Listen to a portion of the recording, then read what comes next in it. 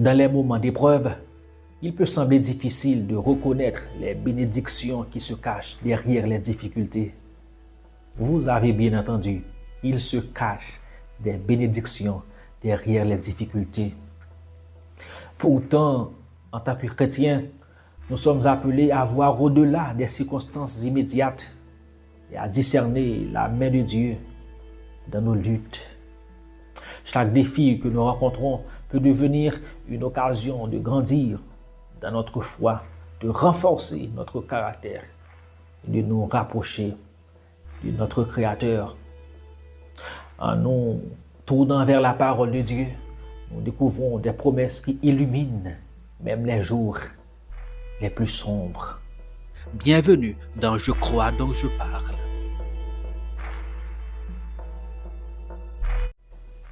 Salut mon ami, c'est Web pour Je crois donc je parle. L'heureuse est pour moi l'occasion de vous retrouver. J'espère que vous allez bien.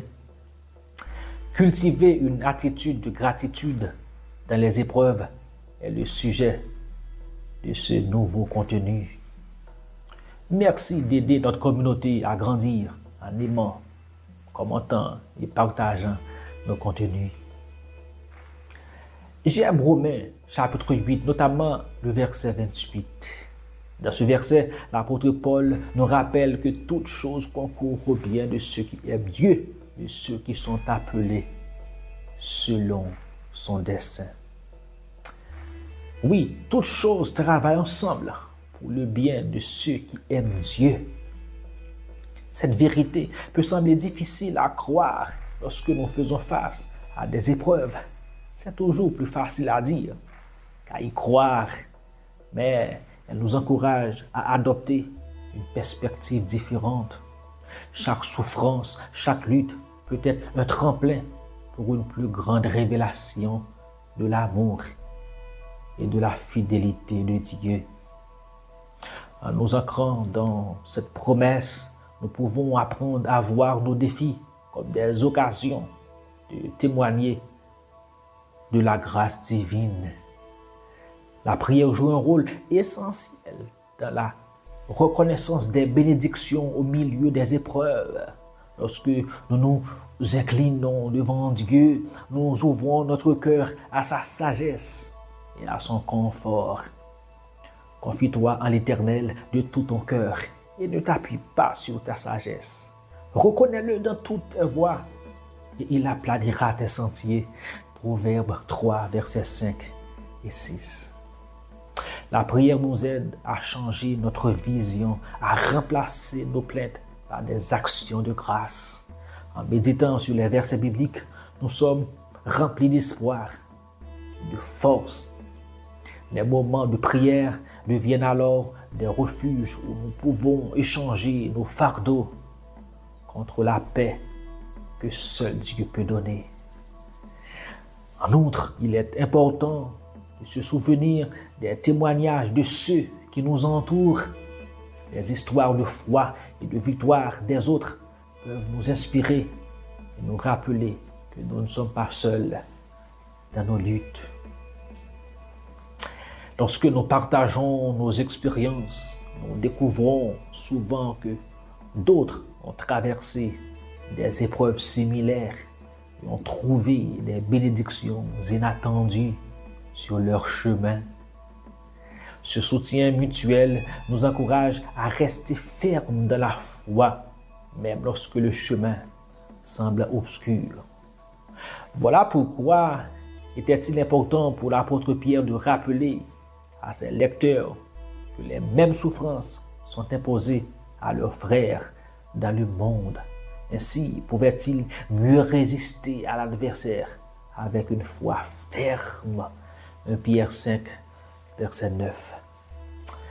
Finalement, reconnaître les bénédictions dans les épreuves n'est pas seulement une question de perspective, mais aussi une démarche active. Cela nécessite une intention de chercher la lumière de Dieu dans l'obscurité, de se rappeler que Dieu est toujours à l'œuvre, même lorsque nous ne le voyons pas immédiatement. Jésus a dit, Mon Père agit jusqu'à présent, moi aussi j'agis. Dieu n'est pas loin de nous. Il s'intéresse à nous, à notre histoire, à tout ce qui nous arrive dans la vie.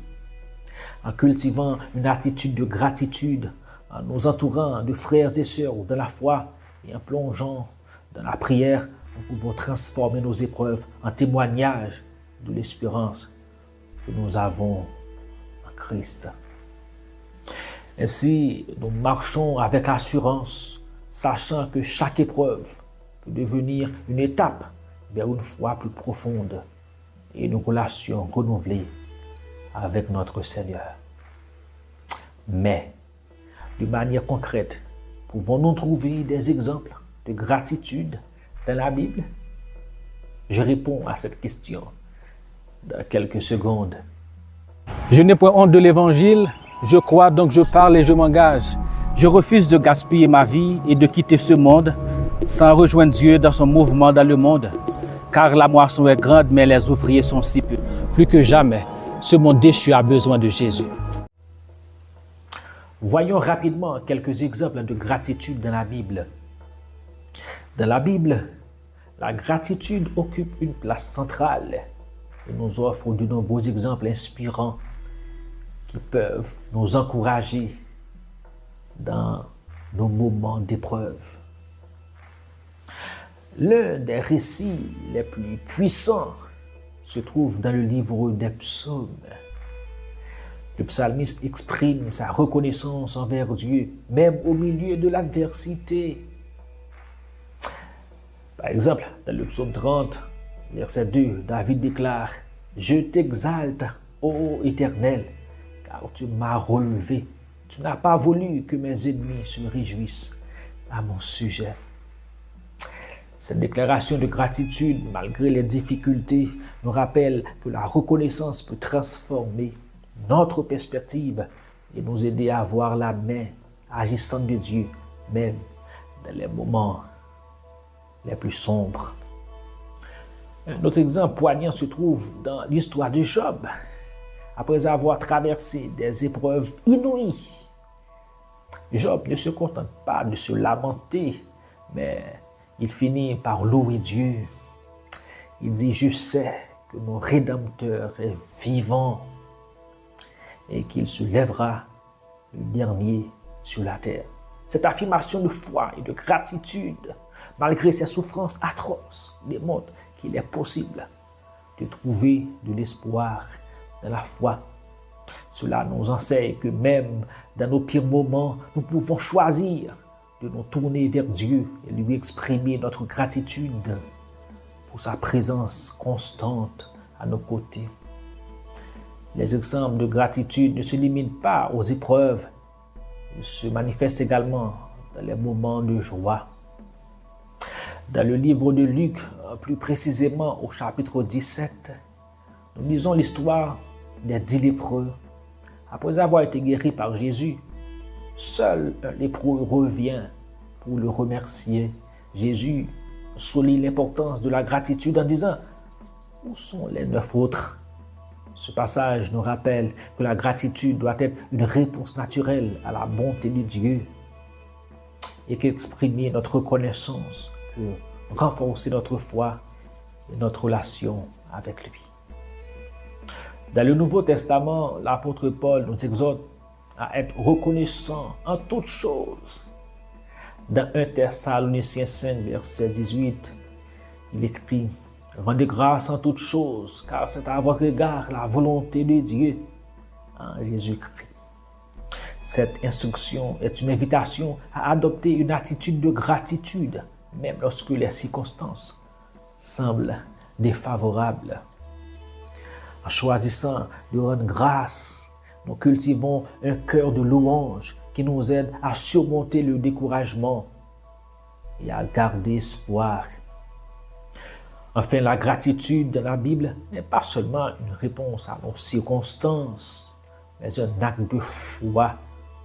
En exprimant notre reconnaissance, nous ouvrons la porte à la paix, à la joie et à plus de bénédictions divines, même dans les moments difficiles.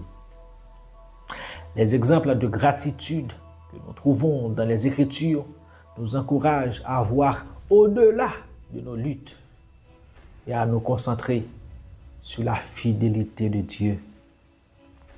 En intégrant cette pratique dans notre vie de prière, nous pouvons vaincre le découragement et trouver une lumière dans l'obscurité, renforçant ainsi notre foi et notre espérance en Christ. C'était votre serviteur web pour Je crois donc je parle.